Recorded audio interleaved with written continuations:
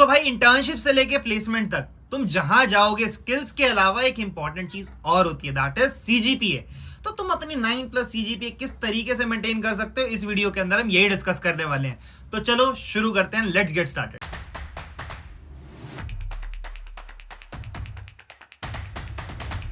तो अब तुम्हें सीजीपीए हाई लानी है तो पेपर तो देना पड़ेगा। अब तुम दो कैटेगरी में से एक के हो सकते हो, या तो तुम यूनिवर्सिटी के स्टूडेंट हो या तुम एक कॉलेज के स्टूडेंट हो जो किसी यूनिवर्सिटी से एफिलिएटेड है, such as MDU, VTU, AKTU. अब अगर तुम्हारा यूनिवर्सिटी वाला जो सिनेरियो है वो है, तो तुम्हारे कॉलेज के प्रोफेसर ही पेपर बनाते हैं, वही तुम्हारे पेपर को चेक करते हैं। तो तुम्हारे को जाके उन प्रोफेसर के नोट्स पकड़ने हैं जिनके नोट से वो पेपर आता है। अभी हमें कैसे पता चलेगा? जाओ भाई अपने सीनियर्स से बात करो और उनसे बात करना जो एक्चुअल में नंबर ला रहे हैं। इससे तुम्हें ये क्लैरिटी हो जाएगी कि यार मेरे को जो रिसोर्सेज फॉलो करने हैं वो कौन से नोट्स हैं, वो कौन से रिसोर्सेज हैं जहां से पेपर आता है। अगर तुम दूसरी कैटेगरी यानी किसी कॉलेज से हो जो किसी यूनिवर्सिटी से एफिलिएटेड है, तो यार इसके अंदर तुम कहीं और जाके एग्जामिनेशन देते हो तो यूनिवर्सिटी से मेन पेपर आता है। अब यूनिवर्सिटी से मेन पेपर आ रहा है तो तुम्हें यह समझना पड़ेगा जहां पर बाकी यूनिवर्सिटी के बच्चे पढ़ते हैं, जहां से वो पढ़ते हैं, तुम्हें भी वही रिसोर्सेज फॉलो करने पड़ेंगे। बिकॉज काफी सारे ऐसे यूट्यूब चैनल्स हैं जो पढ़ाते हैं इन चीजों को, जिधर से स्टूडेंट्स इन रिसोर्सेज को फॉलो करते हैं, जिसके बेसिस पे उनके नंबर आ पाते हैं। अगर तुम ये नहीं कर रहे हो तो तुम लोग भाई पहले ही एक स्टेप पीछे चल रहे हो। दूसरा, इनके लिए सबसे इंपॉर्टेंट चीज होती है PYQ यानी कि प्रीवियस ईयर क्वेश्चंस। अगर तुमने अपने PYQ नहीं देखे और तुम्हें लगा यार मैंने तो बस पढ़ाई कर ली है और अब मैं सीधा पेपर दूंगा जाके, तो ये तुम्हारी बहुत बड़ी मिस्टेक है। क्यों? हमारे को अगर CGPA 9+ चाहिए तो मैं किसी भी सेमेस्टर के अंदर बैक नहीं हो सकता। मतलब फॉर एग्जांपल मेरी किसी भी समय में 5 से कम CGPA आ गई तो ये भाई अगर तुम 9+ लेके जाना चाहोगे तो तुम्हारी जान को आफत हो जाएगी। यही स्टेप बहुत सारे लोग गलत कर देते हैं। तुम्हें कॉलेज में जाके फर्स्ट सेम ऑनवर्ड्स अपनी CGPA को हाई मेंटेन रखना ही पड़ेगा। इन चीजों का ध्यान रखोगे तो आई थिंक डेफिनेटली तुम्हारी CGPA के अंदर पहला स्टेप तो तुम कवर कर चुके हो। तो बहुत सारे लोगों को ऐसा लगता है कि यार जब हम पढ़ेंगे तो एक करना क्या है, एक रात पहले पढ़ाई करूंगा, एक रात पहले पढ़ के जनरली सीनियर्स कहते हैं नंबर आ जाते हैं। तो भाई झूठ कहते हैं, लोगों को टाइम चाहिए होता है। एक रात पहले रट्टा लगता है, चीजें समझ नहीं आती। नंबर ज्यादा लाने के लिए चीज को समझना जरूरी है। अब ज्यादातर ऐसा मैंने देखा है कि स्टूडेंट्स क्या करते हैं, उन्हें कोई टॉपिक समझ नहीं आया तो वो क्या करते हैं, PYQ का बोलते हैं इस क्वेश्चन को ना रट ले।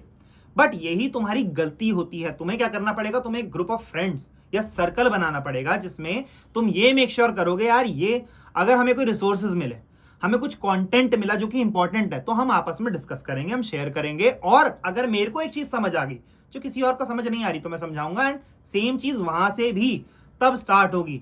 अब ये ग्रुप जो है ये आगे बढ़ेगा और ये इस तरीके से प्रोसीड कर सकता है कि भाई प्लेसमेंट्स के टाइम पे तुम्हारे पास एटलीस्ट वो दोस्त होंगे। हैकेथॉन्स में जब जाने की बारी आएगी तो तुम्हारे पास वो दोस्त होंगे जिनके साथ तुम पार्टिसिपेट करते हो एंड तुम्हारी ओवरऑल डेवलपमेंट होती है इस चीज से। तो ध्यान रखना, group of friends is the second most important thing. तो भाई काफी सारे स्टूडेंट्स ऐसे होते हैं जो कहते हैं भैया हमारा तो सीनियर से कनेक्ट ही नहीं बन जा पाता, हम डे स्कॉलर है, या हमारे कॉलेज में कभी हॉस्टल ही नहीं है, अगर हॉस्टल है भी तो हॉस्टलर से हम उतने कनेक्टेड नहीं है। तो भाई तुम्हारे कॉलेज के अंदर सोसाइटीज होती हैं, इन सोसाइटीज को जो चलाते हैं वो तुम्हारे सीनियर्स ही तो होते हैं।